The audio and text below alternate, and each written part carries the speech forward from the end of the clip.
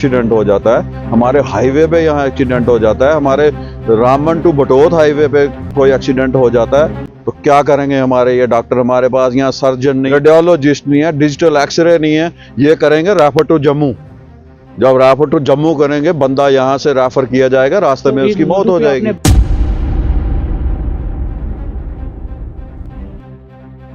परेशानियाँ यहाँ health sector में भी बहुत सारी आ रही हैं, एजुकेशन सेक्टर में भी बहुत सारी आ रही हैं। उसके अलावा टोल का इशू है, उस पर तो हम बार बार बोल ही रहे हैं। तो किस हेल्थ सेक्टर में की बात की जा रही है कि डेवलपमेंट हुई है? कहाँ डेवलपमेंट हुई है? बल्कि हम पीछे चले गए हैं। ग्राउंड में इस समय मेरे साथ बात करने के लिए मौजूद है सामाजिक कारकुन राशिद मलिक साहब हैं। डेवलपमेंट के इश्यूज़ पे बात करेंगे तो आर्टिकल 370 रिवोक होने के बाद जम्मू कश्मीर की बीजेपी ये दावा करती है कि जम्मू कश्मीर में अगर आप डेवलपमेंट की बात करें तो पिछले सालों की बात करेंगे तो जो हेल्थ सेक्टर हो या बेसिक फैसिलिटीज़ की बात करेंगे। बटोत को रिप्रेजेंट करते हो एक सामाजिक कारकुन के नाते आप क्या कहना चाहोगे? बेसिक इश्यूज़ आपके क्या क्या है एज ए डेवलपमेंट की अगर बात करें? देखिए, मैं बेसिक इश्यूज़ जो हमें परेशानियां यहाँ हेल्थ सेक्टर में भी बहुत सारी आ रही हैं, एजुकेशन सेक्टर में भी बहुत सारी आ रही हैं। उसके अलावा टोल का इशू है, उस पर तो हम बार बार बोल ही रहे हैं।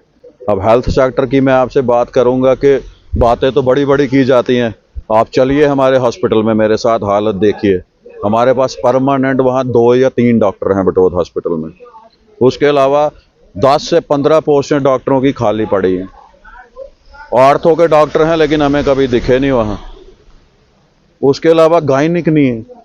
तो किस हेल्थ सेक्टर में की बात की जा रही है कि डेवलपमेंट हुई है? कहाँ डेवलपमेंट हुई है? बल्कि हम पीछे चले गए हैं। आज से हम पिछले कुछ साल पहले चले जाएं, अगर 2014 से पहले की बात करूं, कम से कम गायनिक तो थी हमारे पास, कम से कम गायनिक तो थी। और एक बड़ी मतलब कि हमें रोना आता है अपने हालात पे कि आप देखिए, ये एक टूरिस्ट स्पॉट है। पत्नी टॉप में कोई टूरिस्ट जो है उसको सीरियस इशू हो जाता है, कोई एक्सीडेंट हो जाता है, हमारे हाईवे पे यहाँ एक्सीडेंट हो जाता है, हमारे रामबन टू बटोत हाईवे पे कोई एक्सीडेंट हो जाता है तो क्या करेंगे हमारे ये डॉक्टर? हमारे पास यहाँ सर्जन नहीं, रेडियोलॉजिस्ट नहीं है, डिजिटल एक्सरे नहीं है। ये करेंगे रेफर टू जम्मू। जब रेफर टू जम्मू करेंगे, बंदा यहाँ से रेफर किया जाएगा, रास्ते में उसकी मौत हो जाएगी। पिछले कई सालों से लगभग 4-5 सालों से हम चिल्लाते आ रहे हैं कि हमारे पास गायनिक नहीं है।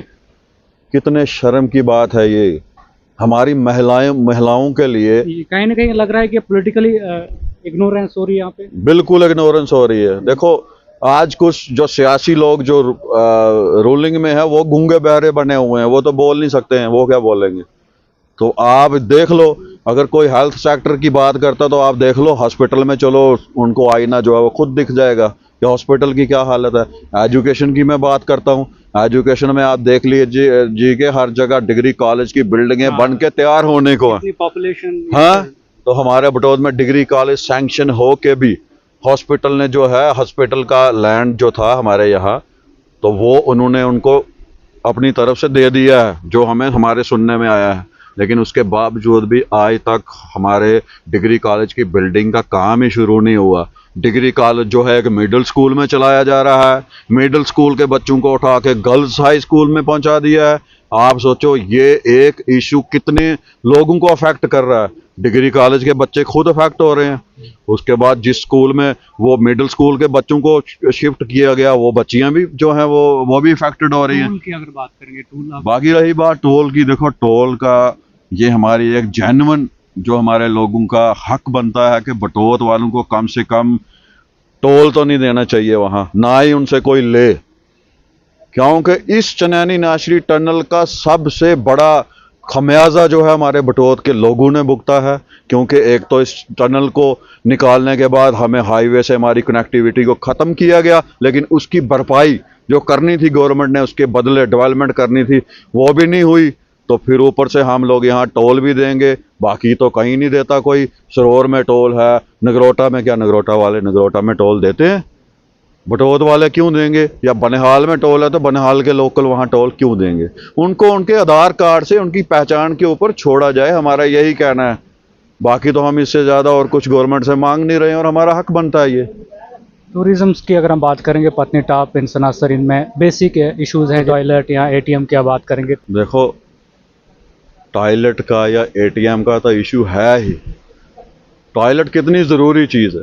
आप देखो पत्नीटॉप में जाके, मैं आपको लेके चलूँगा, मुझे बताना जो टॉयलेट हैं भी मोबाइल टॉयलेट, उनकी क्या हालत है। पत्नीटॉप में एटीएम नहीं है, अच्छा रोड नहीं है। पत्नीटॉप के रोड की वाइंडिंग होनी चाहिए। पत्नीटॉप टू सनासर अच्छी कनेक्टिविटी होनी चाहिए, ताकि लोग एक भारी भरकम पर्ची कटा के, एंट्री फीस जिसको बोला जाता है, वो दे के पत्नीटॉप में एंटर होते हैं। फिर अंदर आने के बाद कम से कम उनको उसके बदले में क्या फैसिलिटी दी जाती है वो भी देखने के काबिल है। कोई इससे कोई छुपी नहीं है बात दुनिया के सामने। हमारा यही कहना है कि इस इन मुद्दों में आप कब तक डटे रहोगे, कब तक स्टैंड रहोगे कि देखिए, हम बिल्कुल डटे रहेंगे, क्योंकि हमारे लोगों के साथ बहुत नाइंसाफी हुई है। पत्नीटॉप एक इतना बड़ा टूरिस्ट स्पॉट है, आपको पता है। पत्नीटॉप में मैं आपको बताऊंगा, हमारे बटोत या पत्नीटॉप के यहाँ के लोगों के गिन के 4 होटल भी नहीं है। होटल किसका? फलानी जगह का, ये जम्मू का है जी, ये कटरा का है, ये वहाँ का। यहाँ तक के जो खोखे हैं वो लाट की हैं नवे शहर के रहने वाले बंदों को। तो वो नवे शहर वाला 20-20 हज़ार रुपये किराया मांगता है हमारे लोकल यूथ से।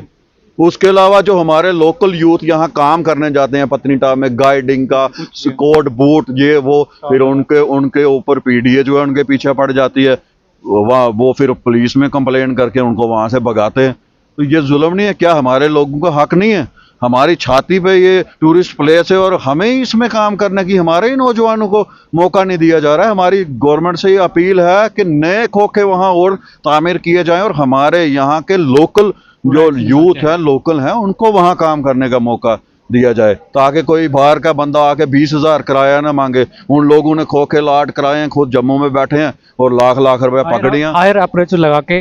हाँ, ये तो कहीं ना कहीं असल रसूख की बात है। असल रसूख ही तो कहीं ना कहीं जो पत्नीटॉप में मास्टर प्लान बनाया गया, तो ये असल रसूख ही तो वहाँ भी चलाया गया, क्योंकि ये एक माफिया ने मिल के जो है एक पूरी साजिश की, ये मास्टर प्लान बनाया। उसमें 80% हिस्से को जो है मास्टर प्लान में डाला गया, 20% को बाहर रखा गया, ताकि जो भी सिस्टम होगा पूरा मुंह मांगा 8,000, 10,000, 5,000 कमरे का किराया हम ही लोग ले लें। कोई यहाँ का लोकल गरीब हमारा मिडिल क्लास बंदा वहाँ कोई C class D class hotel हट बना के अपना रोजगार ना चला ले। तो ये भी तो वही है, असल रसूख ही है। इस प्रोग्राम को आप तक पहुंचाने में हमारे साथ ताउन कर रहे हैं डॉक्टर समीता सोफत हॉस्पिटल लुधियाना पंजाब, बेऔलाद जोड़ों के लिए उम्मीद की वाहिद किरण।